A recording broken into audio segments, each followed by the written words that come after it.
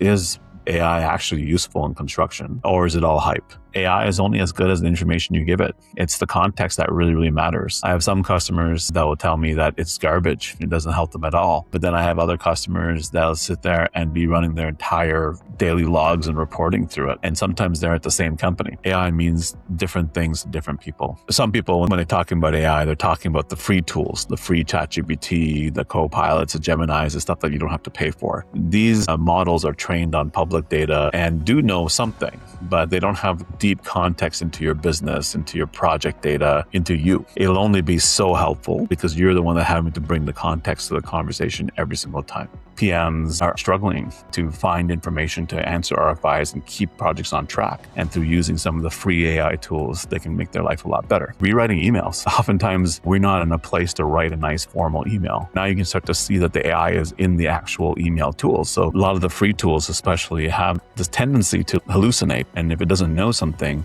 it'll actually make up something. And it's very frustrating because you kind of catch it in a lie. And that's normal, that's natural, because you got to remember that these things are language models. They're not like expert systems until you contextualize it. It's a garbage in, garbage out. If your data is not in a structured way that it can be easily consumed by these contextualized AI bots, you're going to get bad insights. I get customers coming to us and say, hey, where do we start? Everybody's on this AI bandwagon. We're not, and we want to get started. And the good news is that you're not behind. This is the Contender's Edge podcast, where ideas challenge institutions and underdogs rise to lead in construction, bringing you no BS insights, real stories, and tech-smart strategies to outbuild the giants in the construction industry. Hi, everyone. I'm Vinay. I'm the Chief Customer Officer here at SmartBuild, and I want to welcome you to Contender's Edge podcast. We're going to do something a little bit different today. We have a lot of conversations. I have a lot of conversations with our customers every single day. Small to medium-sized contractors, subcontractors, specialty contractors, architects and engineers. And I learn a lot from those conversations. So we're going to introduce this new series where we share some of the reflections from those conversations with you all here on the Contender's Edge. And of course, as SmartBuild, we are a leading technology provider in the construction management space. And so we're always talking to construction contenders and contractors about how to leverage technology. With all the conversation about AI, it's a common topic that comes up every single day, every single week, which is AI actually useful in construction, or is it all hype? I get that question every single day. So I thought maybe for today, I would reflect on some of the conversations I've had around it so that everyone can hear. So one of the questions one of the things I always say, AI is only as good as the information you give it. It's the context that really, really matters. And this is one of the top reasons why we find that people have different results when they come and try to use AI. I have some customers that will tell me that it's garbage. It doesn't help them at all. But then I have other customers that'll sit there and be running their entire daily logs and reporting through it. And sometimes they're at the same company. Context is really absolutely king. But before we get started on context and prompting and all these type of things, the first questions that we always get is, what are we even talking about? Because as I mentioned before, AI means different things to different people. Some people, when they're talking about AI, they're talking about the free tools, the free ChatGPT, the Copilots, the Geminis, the stuff that you don't have to pay for.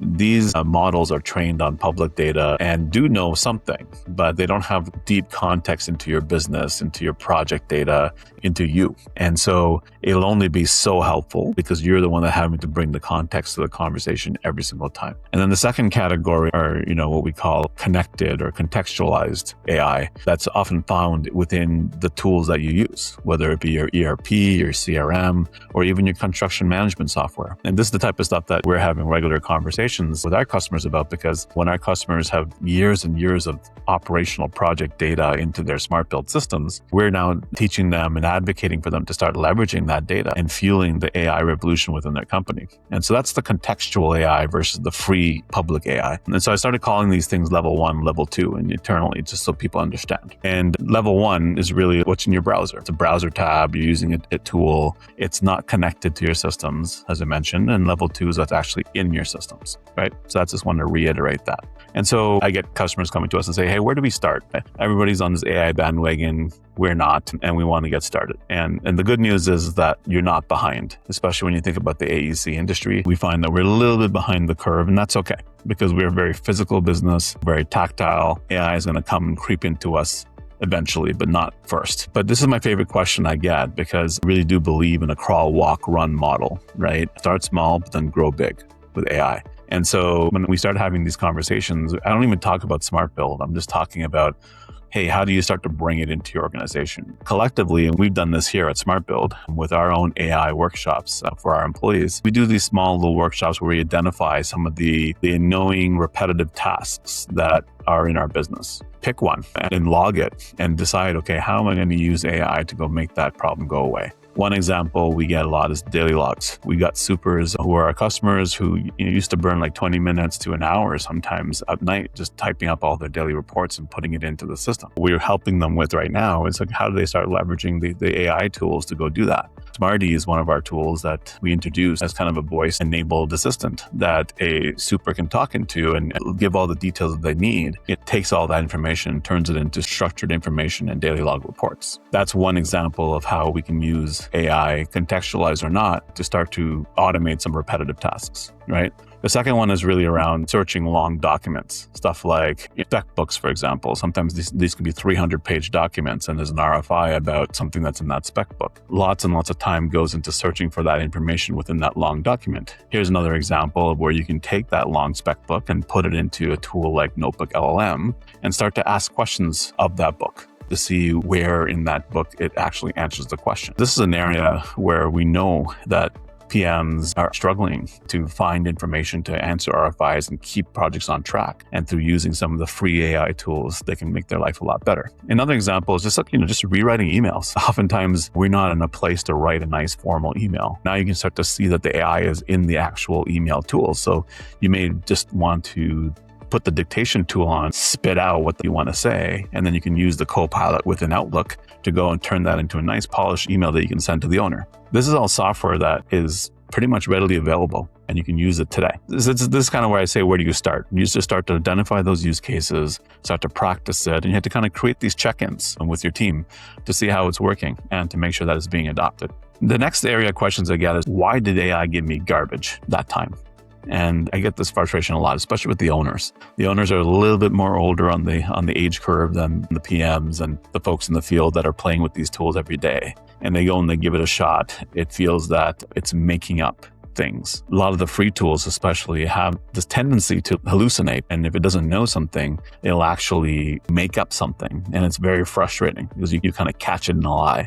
And that's normal, that's natural, because you got to remember that these things are language models. They're not like expert systems until you contextualize it. So in that particular scenario, you have to make sure that you are giving it the right amount of context. You have to say, okay, this is who I am. This is my role. This is my company. Here is the context. Upload documents if needed. So it has all the context. And then you'll start to see that it starts to give you better answers. But you still got to go and review it. You still got to call it out. And you got to find the areas where it's making up stuff. It's not perfect, but it does get you 70 to 80% of the way if you give it the right context. Another area that we get a lot of concerns about is around risk. Is one of my people going to get us in trouble by putting the wrong stuff out there? And this is a really, really good question that you should be worried about, because when you put documents into a public tool, it's almost as much as putting it onto a public forum. You have to have the right policies in place in your organization. You need to have the chat with the people and say, hey, if you're using AI tools that are not within our sanctioned one or our enterprise private instance, you are basically putting information out in the public ether. You have to have that conversation with them and say, just like any information that's under NDA should not be going onto a public tool. That's an area that we have a lot of conversations about, and putting the right policies in place, making sure that nothing like contracts or pricing or bids or anything financial information on clients, anything that be sensitive normally is sensitive here as well. Okay. And that's not the reason to ban AI, is you got to put the right policies in place and you have to give them the tools under enterprise account so that it's secure and you can actually start to leverage AI in a much more meaningful way.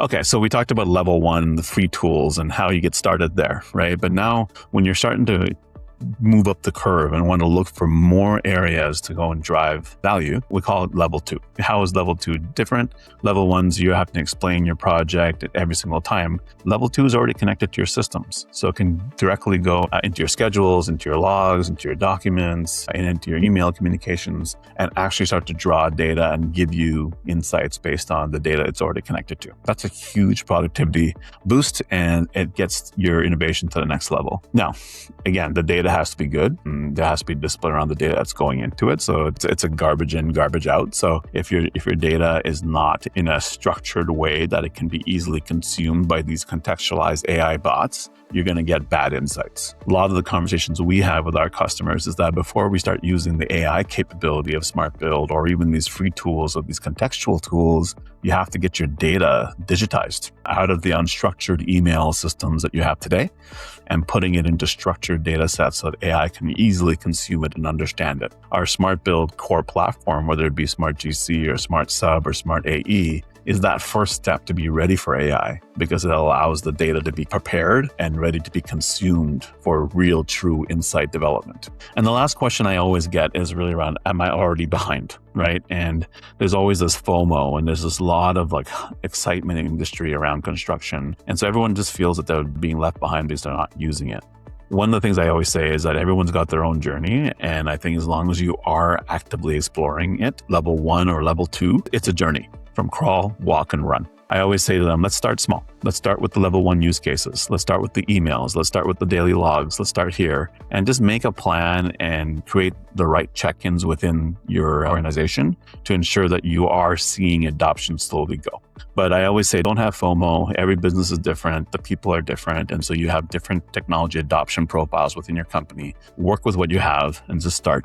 That's what I always tell a lot of our customers on the AI front. So anyway, thanks so much for joining me today. This is just some reflections on conversations. I thought it would be beneficial to share this with our broader community and our broader audience. If you have any questions, please reach out. And thank you for listening to this episode of Contender's Edge. Make sure to subscribe so you don't miss the next one. Follow the podcast to get new episodes the moment they go live.